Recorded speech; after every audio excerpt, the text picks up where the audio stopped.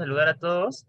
El nombre del proyecto es bastante largo, pero voy a tratar de simplificarlo lo más posible, ¿no? Entonces, a ver, los voy a compartir en mi pantalla.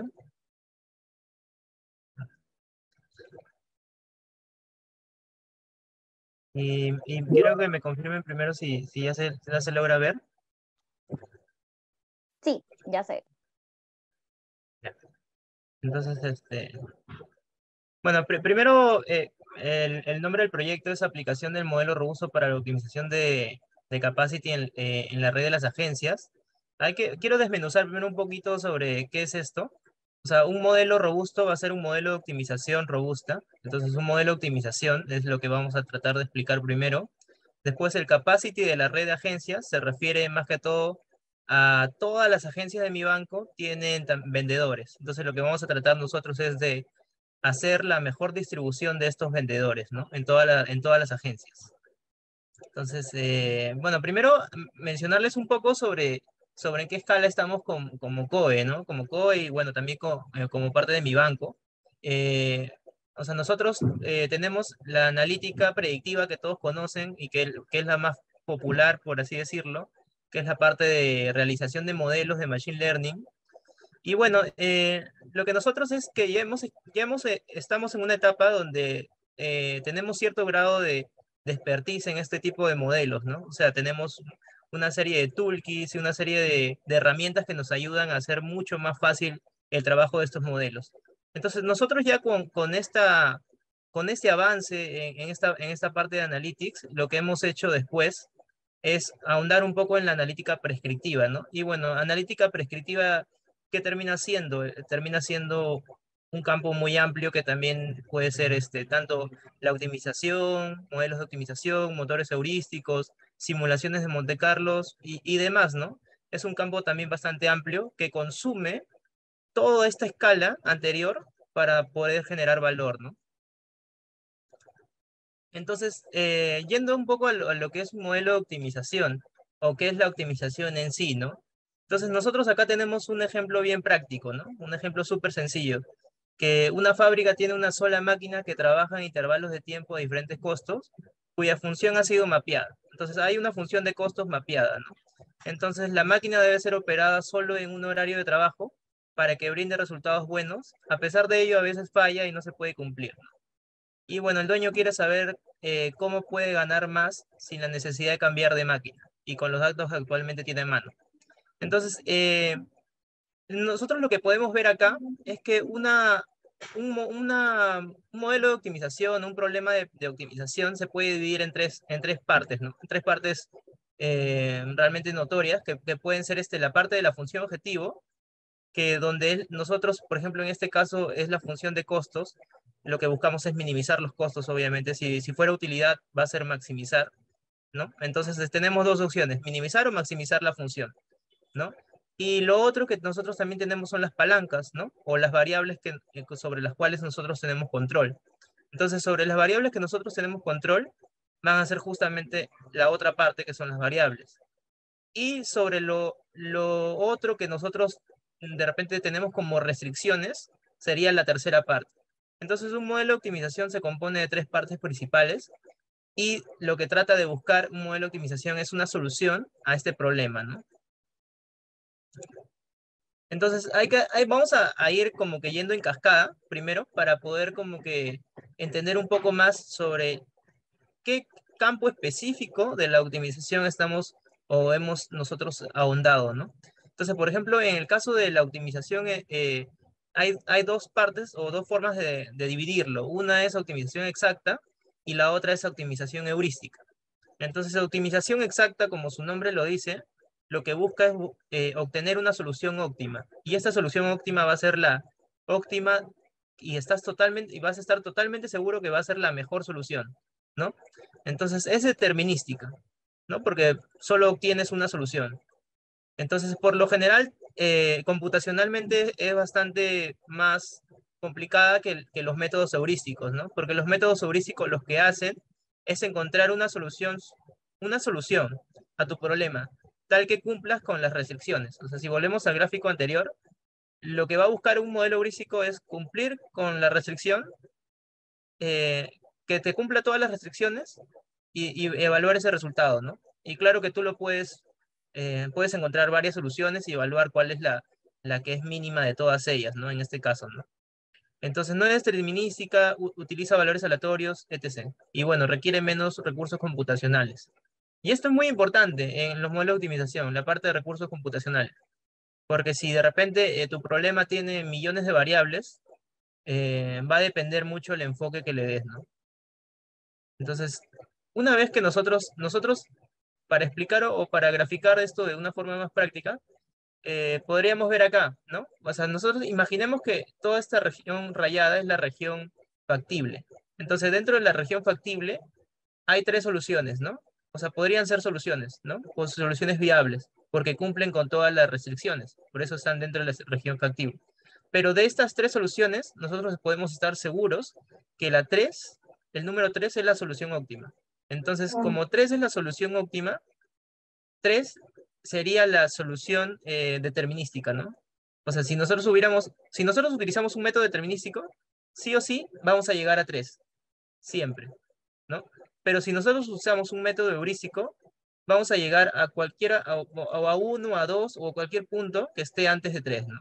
No necesariamente, podríamos llegar a 3, pero no vamos a estar seguros que justamente esa solución va a ser la óptima de todos, ¿no? Entonces, y dentro de este campo de la optimización exacta, tenemos dos grupos también, que son la optimización lineal y optimización no lineal. Entonces, cuando nosotros nos referimos a optimización lineal, lo que nos estamos refiriendo a que las restricciones y la función objetivo están compuestas por funciones lineales. Y en el caso del no lineal, simplemente basta que o en las restricciones o en la función objetivo hay una función que no sea lineal, como que pueda ser cuadrática, ya deja de ser lineal, ¿no? Deja de ser lineal. Entonces es bastante sencillo hasta ahora entender cuáles son esas diferencias, ¿no? Em, a ver, vamos a seguir. Igual si hay preguntas, no sé por dónde, cuál es el medio exacto por las cuales se está haciendo, pero me pueden comentar igual. Entonces, Eh, ¿Las preguntas están por el slide, Jorge, o prefieres que te las dejen en el chat? Lo que pasa es que a veces en el chat tipo se traspapelan, ¿no? Entonces no necesariamente las ya, vemos todas. o sea, las Ujú. revisamos al final, no las revisamos en el tiempo. Sí, mejor al final. Ujú. Ya, entonces después me compartes el link. Ya. Ya, entonces dentro del campo de la optimización lineal, hay también una división que es lineal simple, que quiere decir que todas las variables son lineales, lineal entera, que quiere decir que las variables son enteras, o sea, toman números enteros. Por ejemplo, una variable entera sería la edad, por ejemplo, ¿no? Que toma valores enteros, el número de hijos, variables de ese tipo, ¿no? Y bueno, entera mixta es que tiene tanto variables lineales, ¿no? Continuas, como enteras, nada más. Y bueno, como había mencionado, el no lineal pueden ser funciones cuadráticas o de otra forma, ¿no? Nada más basta que no sea lineal. En cualquiera, o bien en la restricción o bien en la función objetiva. Entonces nosotros hemos ido como que poco a poco llegando hasta un punto, ¿no? Entonces hemos como que hemos visto un árbol y se ha dividido hasta llegar a este punto, ¿no? Entonces nosotros lo que vamos a trabajar es con el tema de la programación lineal entera mixta, ¿no? En ese campo nosotros nos encontramos. Ya. A ver, entonces, bueno, la programación lineal, como ya habíamos mencionado, más que todo, es cómo es que ma- una forma más fácil de representarlo sería como habíamos mencionado la primera parte, que es la función objetivo, que sería la de acá, y que puede ser expresado por una función lineal. Esta es una función lineal de n variables, ¿no? Y con cada coeficiente, también con coeficientes distintos. Y después también cada restricción también tendría que ser expresada como una función lineal, ¿no? Entonces, para otra consideración que tenemos en este aspecto es que las variables sean positivas, ¿no? Entonces, las variables también tienen que ser positivas para que se pueda resolver. Entonces, yo creo que muchas personas ya han visto este tema en la universidad de repente, ¿no? Pero aplicado a la parte de negocio, como que te da un plus bastante grande y después más adelante vamos a ver qué capas de complejidad se pueden agregar, ¿no? Entonces ya, vamos a nuestro caso, ¿no? En nuestro caso, nuestra función objetivo es maximizar el margen de contribución, pero es maximizar el margen de contribución en toda la red de agencias, ¿no? En toda la red de agencias de mi banco. Entonces, las variables de decisión que nosotros tenemos en ese caso son el número de asesores de negocio por cada agencia y fuerza comercial, que para esta posición hemos simplificado solo para una fuerza comercial, ¿no? Y hemos simplificado también algún número de restricciones para que sea mucho más fácil de entender. En la parte de las restricciones, nosotros tenemos el tema de la demanda comercial, el aforo de las agencias, flujo entre agencias, span de control, eh, metas. Hay un sinfín de formas de plantear un modelo de este tipo, ¿no? Cuando es una red, o sea, así como hemos maximizado el margen de contribución, hubiéramos podido minimizar los costos. Entonces, me gusta mucho este tipo de problemas porque te da como que bastante opciones o te da bastante espacio a la creatividad, ¿no? Entonces, creo que son proyectos que realmente enriquecen tanto a nivel de negocio como a nivel intelectual, ¿no? Entonces, dentro del modelo de optimización, nosotros en realidad hay que verlo como un motor que recibe distintos datos que pueden ser parámetros, que son considerados parámetros. Por ejemplo, en este caso tenemos de banda comercial. El loading es la cantidad de clientes óptimos que debería ser atendido por un asesor, ¿no? Entonces, si de repente el asesor su loading es 200 y tiene como 300 clientes en su cartera, entonces el asesor tiene demasiados clientes, ¿no? Entonces es fácil que su rendimiento no va a ser muy bueno. Entonces, otro aspecto que también tenemos es el margen financiero neto de los clientes, bueno, de toda la cartera en realidad, y también de las mismas agencias, ¿no? Después, sueldos fijos, número de ADVs que termina siendo la variable, la rotación natural de los vendedores, el X y Y de las agencias y demás, ¿no? Entonces, al final, nosotros lo que hacemos es meter todos estos parámetros, estas variables en el motor del modelo de optimización y nos va a arrojar al final la distribución que nosotros tenemos que tener por las agencias, ¿no? Y no solo la distribución, sino lo que vamos a calcular también es los movimientos que tienen que haber entre dos agencias. Entonces, a ver, para explicarles un poco eso del movimiento, de lo que queremos capturar, imaginemos dos agencias, ¿no? Imaginemos que una agencia está necesitando una ADB y a otra agencia le está sobrando una ADB, ¿no? Que es un vendedor.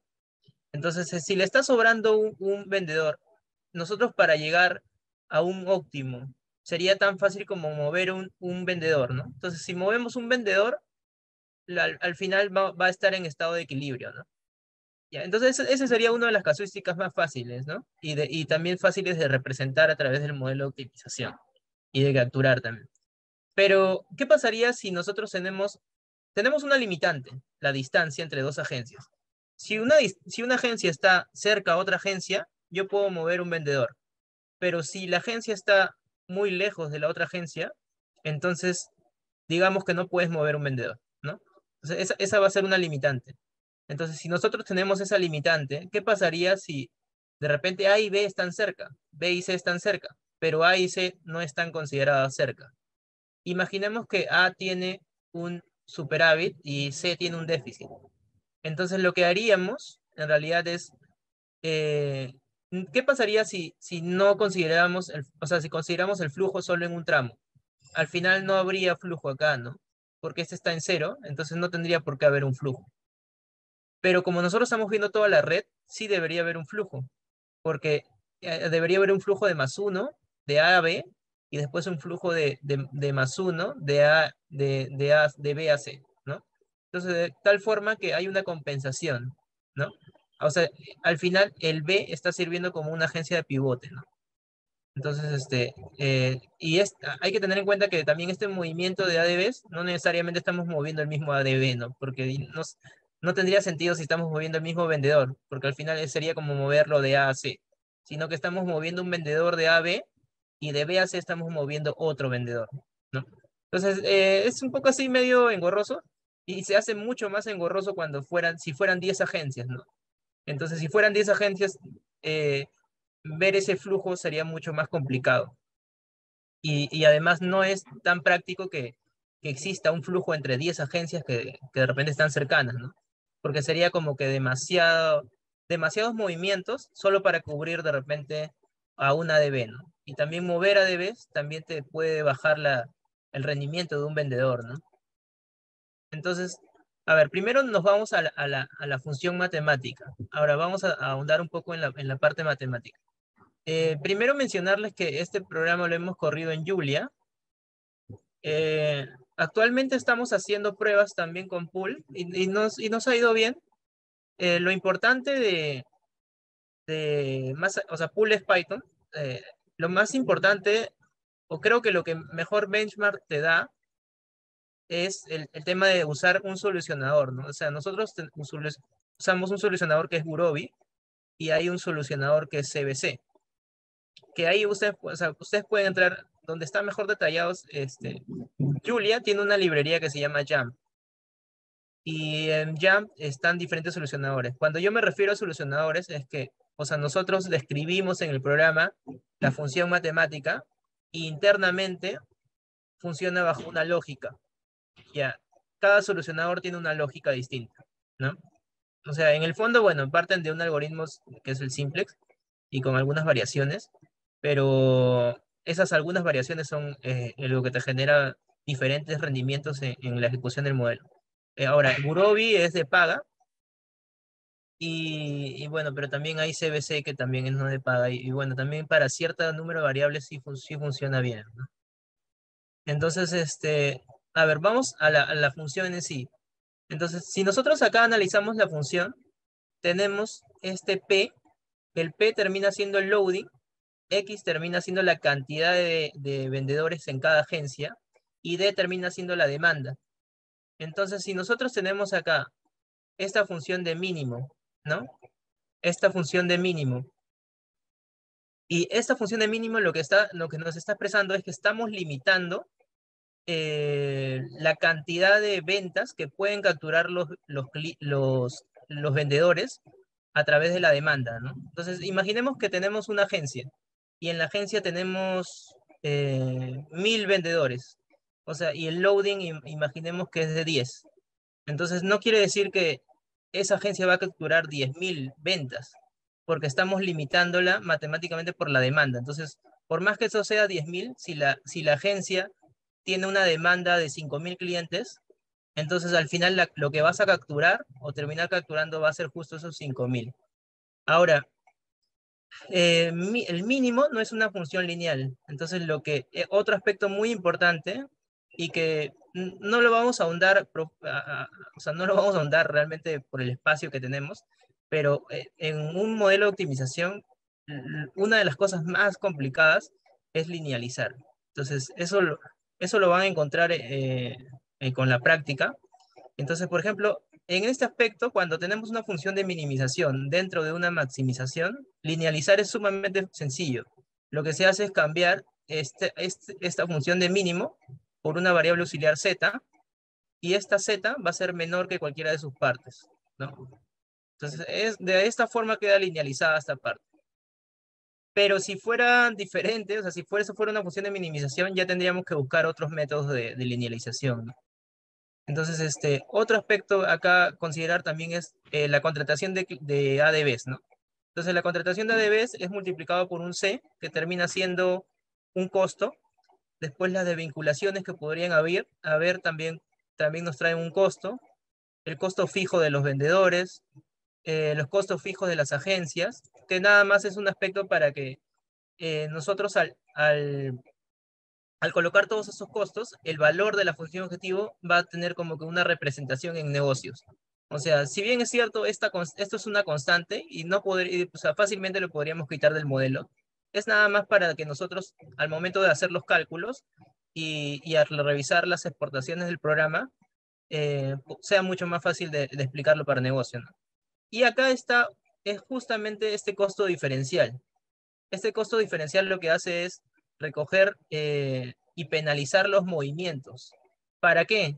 Justamente para lo que les había explicado en la lámina anterior, que es el flujo, ¿no? Imaginemos que si no fueran 3 agencias, si no fueran 10, y entre esas 10 agencias hubiera este movimiento, entonces no es muy práctico, porque si hay movimientos de ADVs, entonces al final también no es conveniente mover tantos vendedores, porque de todas maneras hay un golpe en su rendimiento, ¿no?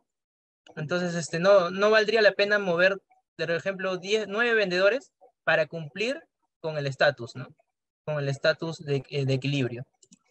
Entonces, bueno, y adicional al modelo, o sea, cuando ya tu modelo está bien planteado, es muy fácil agregar restricciones, como variación, por ejemplo, respecto al inicial, que quiere decir que al final los vendedores finales no cambien demasiado respecto al valor inicial, ¿no? Entonces, siempre que vean, al menos en esta parte, se suele que los parámetros sean escritos con una línea arriba, ¿no? Con un sombrero. Entonces, esto se representa como un parámetro. Y bueno, también lo otro que podríamos agregar es el tema de la masa de maniobra, que termina siendo todos los ADVs que tú quieres tener en toda la red de agencias, ¿no? Después la otra restricción es la de flujo total, los vendedores que entran y los vendedores que salen, ¿no? Y bueno, la principal es en realidad la de la composición, que termina siendo, ¿cómo es la composición de los ADVs finales? Termina siendo los ADVs iniciales, menos los ADVs que se van a otras agencias, menos las desvinculaciones, menos la rotación natural, más los ADVs que vienen a esa agencia, más las contrataciones, ¿no? Entonces, al final esto te representa todo el flujo que puede haber en una agencia y cómo van a ser los ADVs finales, ¿no? Entonces, acá tenemos ya toda esta representación. Eh, Fíjense que la demanda va a venir de un modelo de demanda y la rotación natural va a venir de simplemente una predicción, ¿no? Una predicción de negocio. Entonces, las preguntas que salen a la vista son, ¿qué pasaría si de repente esta demanda no es, no es exacta, ¿no? Porque viene de un modelo de demanda y la rotación también viene de una predicción. Entonces hay un grado de error en estos dos aspectos, ¿no? Entonces nosotros para capturar ese error, lo que hacemos es meter la técnica de la robustez. Entonces, esto no es nuevo para la parte, o sea, porque ya tiene un montón de años desarrollado matemáticamente, pero ha cobrado mucho más fuerza por el tema también del poder computacional. Y otro aspecto es también bueno, actualmente trabajamos con un profesor como advisor, que es el profesor Dimitris Bertsimas, y él tiene un libro sobre la aplicación justamente de la optimización robusta bajo la orientación de modelos de Machine Learning, ¿no? Que bueno, que es un libro que no tiene mucho tiempo y realmente es sumamente como que bien, bien interesante y es un campo ya también que se va por otras ramas, ¿no? Entonces, imaginemos pero vamos a primero a la parte como que más sencilla, ¿no? Que es la parte, por ejemplo, si nosotros tenemos un modelo de demanda, el modelo no es perfecto, entonces de repente no sería lo óptimo considerarlo como un parámetro, sino que vamos a tener que ingresar un poco de error a nuestro modelo, ¿no? Entonces les voy a tratar de explicar a grandes rasgos qué es lo que es optimización robusta, ¿no? Entonces acá sí les pido que tengan un poco de paciencia y atención de repente porque de repente a la primera no se capta, pero vamos a probar. Entonces, imaginemos que tenemos esta va a ser nuestras restricciones, ¿no? Entonces, la incertidumbre, vamos a llamarla como que pertenece a un conjunto de incertidumbre. Este conjunto de incertidumbre lo vamos a llamar U, ¿no? Entonces, lo que vamos a hacer es, imaginemos que tenemos restricciones y nuestra incertidumbre se va a dar justamente en los parámetros que acompañan al X. X es nuestra única variable. Imaginemos que tenemos dos restricciones nada más. Entonces tenemos A1 y tenemos A2. Entonces A1 y A2 lo podemos colocar en un plano cartesiano, ¿no? como lo podemos colocar en un par no cartesiano, lo podemos representar como un par ordenado. Entonces, imaginemos que sobre ese par ordenado construimos un círculo. A este círculo lo vamos a llamar U, y ese U va a ser nuestro conjunto de incertidumbre. Ahora, como nosotros, este A es un parámetro, ¿no?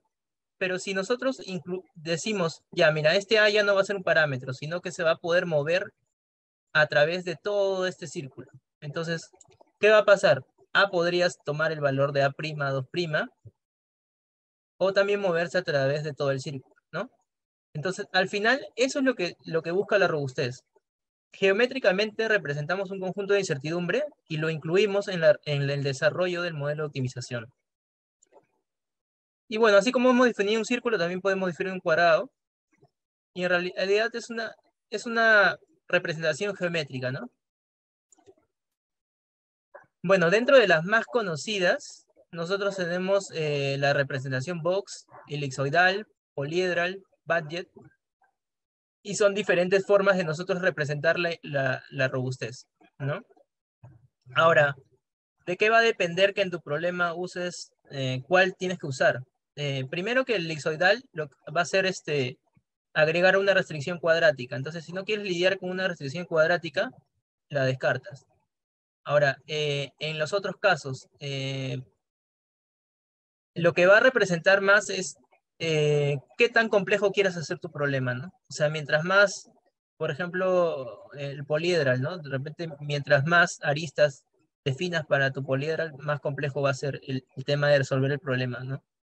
Entonces va a depender mucho del tema de la complejidad que quieras darle y de la evaluación de los resultados también, ¿no?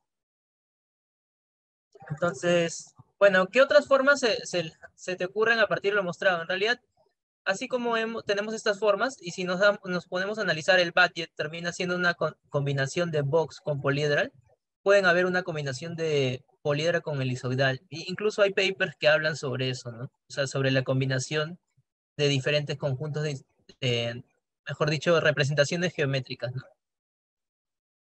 Y bueno, entonces, pero lo que les voy a explicar ahorita es un método iterativo que es una forma muy fácil de poder resolver este tipo de problemas.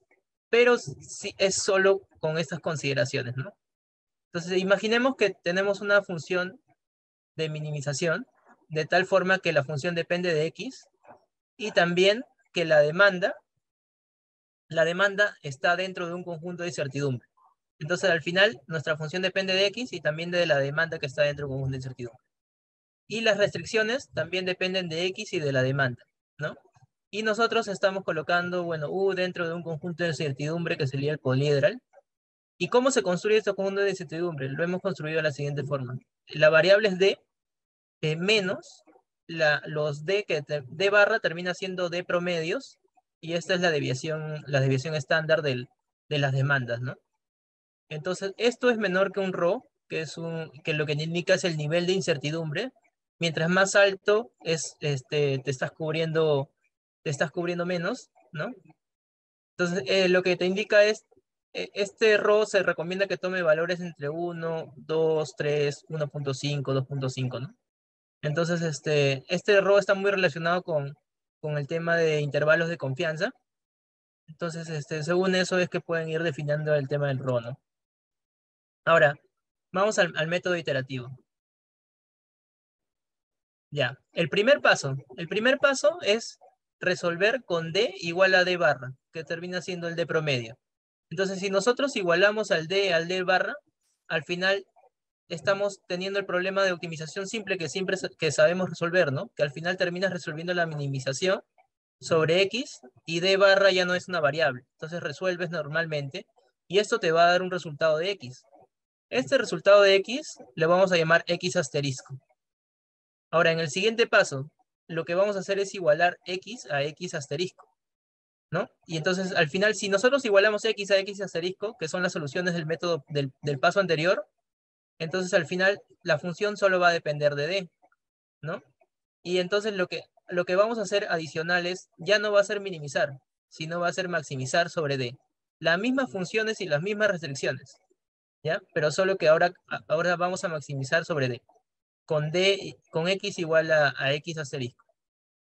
Entonces lo que hacemos es agregar las restricciones.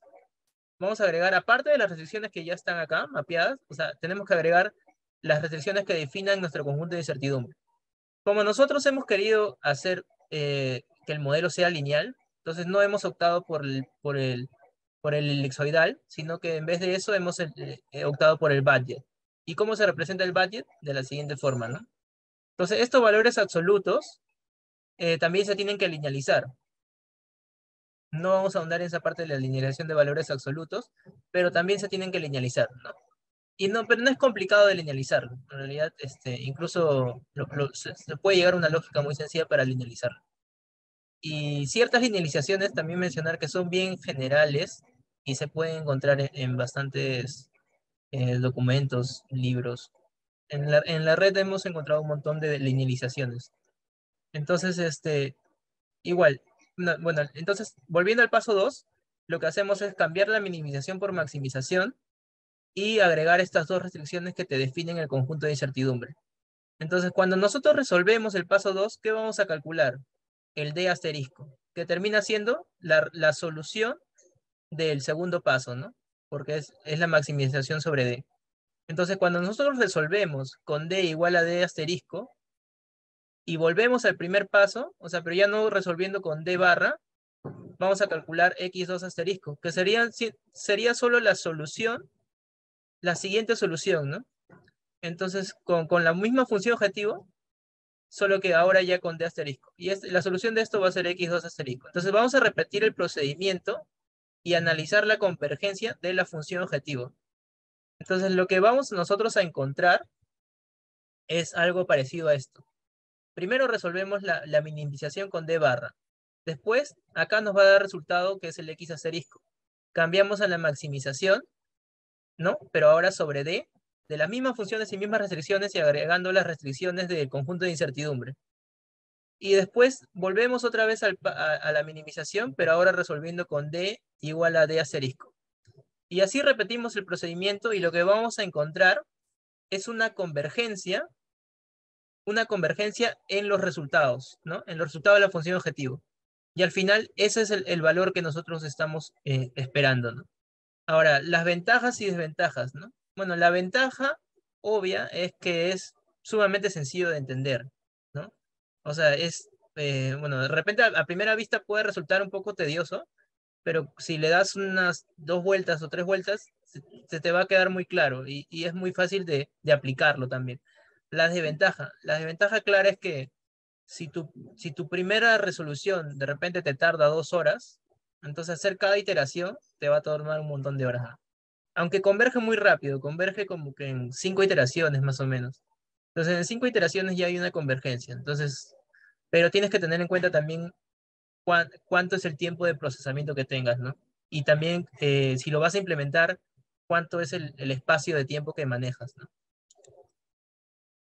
Bueno, y eso sería realmente todo.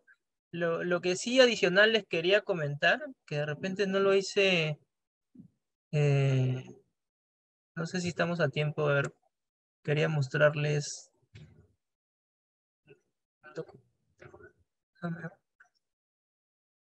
Ya, no lo tengo creo que a la mano, pero hay un paper del profesor Dimitris que se llama Price of Robustness, que es muy famoso y es muy, como que es, si quieres entender bien lo que es la robustez, sí o sí lo tienes que leer, ¿no? Y les va a ayudar un montón a comprender y a lograr aplicarlo también, ¿no? Entonces, ahora vamos a la parte de las preguntas. No sé si me ayudas con eso. Ya, genial. Bien, de hecho, ¿te paso el link del Slido o prefieres que te los lea? Mejor te paso el link. Sí, sí, pásame el link, no hay problema. Ya, está acá en el chat. Mm.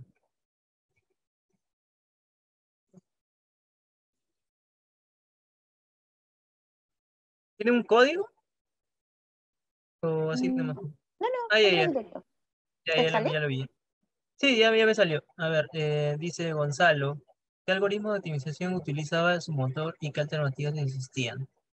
Ya, los algoritmos, o sea, los motores internamente usan el simplex, pero le agregan algunas metodologías para resolverlo, ¿no? Pero nosotros hemos usado Gurobi como solucionador. Como solucionador hemos usado Gurobi. Entonces, y Gurobi es de paga, así que no está libre todas las lógicas internas que tienen. Pero también en el fondo trabajo con Simplex, solo que agregando lógicas adicionales, ¿no? Bueno, Gurobi es del MIT también. Mencionar eso. Este, después usaron el algoritmo de gradient descent. No, no, no, no, no. Eso no tiene que ver nada. Esos son modelos de optimización. Si bien es cierto, he visto optimización dinámica. No recuerdo ahorita el nombre de la, no recuerdo ahorita el nombre de la librería con la que trabajaban, pero no está muy relacionado a lo que hemos hecho. Entonces, dice, ¿cuál software usas con más frecuencia para tu modelo de optimización lineal o no lineal? Ya, el software que usamos nosotros más es el tema ahorita usamos más Pool en realidad, usamos Python, pero eh, a mí me gusta más Julia, pero creo que es algo más personal, o sea, porque me gusta mucho cómo se programa con Jam. Lo malo de Julia sería el tema del cambio de versiones, como ahora recién se me- no sé, recién está tomando fuerza, ha habido cambios de versiones, entonces para el tema de implementabilidad de repente es un poco más complejo de manejarlo, ¿no? Dice, ¿qué otra más? Este modelo de optimización que has usado es considerado Machine Learning. O solo algo. No es considerado Machine Learning. Son modelos modelos prescriptivos. Entonces, pero eso no quiere decir que sean más simples. En realidad, yo creo que un modelo de prescriptivo o el modelo de optimización es mucho más, requiere un nivel de conocimiento o de negocio y entendimiento matemático más amplio que los modelos Machine Learning, al menos como se usan a nivel práctico, ¿no? Después dice, ¿qué algoritmos de optimización utilizando la ganancia de los RFID? Dado el tamaño de tus datos, ¿por qué no lo solucionaste con el optimizador solver de Excel? Ah, no, es que nosotros, o sea, no, en la vida, no, en Excel nunca te va a correr. Tenemos como, bueno, no puedo decir el número de agencias que tenemos, pero era bastante amplio, ¿no?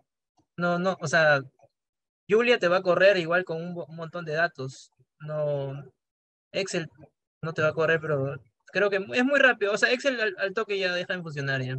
Y además para programarlo en Julia es mucho más fácil, ¿no? Igual en Pool, ¿eh? En Pool también trabaja con diccionarios, es mucho más sencillo de programar y todo eso. Ya. Usar un método de resolución de motor RG no lineal para el motor LP simplex. O sea, los motores de solución, por ejemplo, Gurobi, trabaja con LP simplex, ¿no? Pero adicionales, o sea, es que no podría ser, o sea, es como que es una parte, pero se complementa con otras lógicas, ¿no? Que las lógicas internas con las cuales funcionan no son como es Gurobi es de paga, no es totalmente libre, ¿no? CBC sí es libre, entonces ahí sí pueden ahondar un poco más sobre cómo funcionan. Dice, ¿qué librerías de Python podemos usar de Python pueden usar Pulp, PULP. Dice, ¿qué más? ¿Qué software usas con más frecuencia? Bueno, eso ya lo respondí. ¿Qué algoritmos de utilización? Eso ya lo respondí. Ya, creo que eso es todo. No sé si hayan unas últimas preguntas.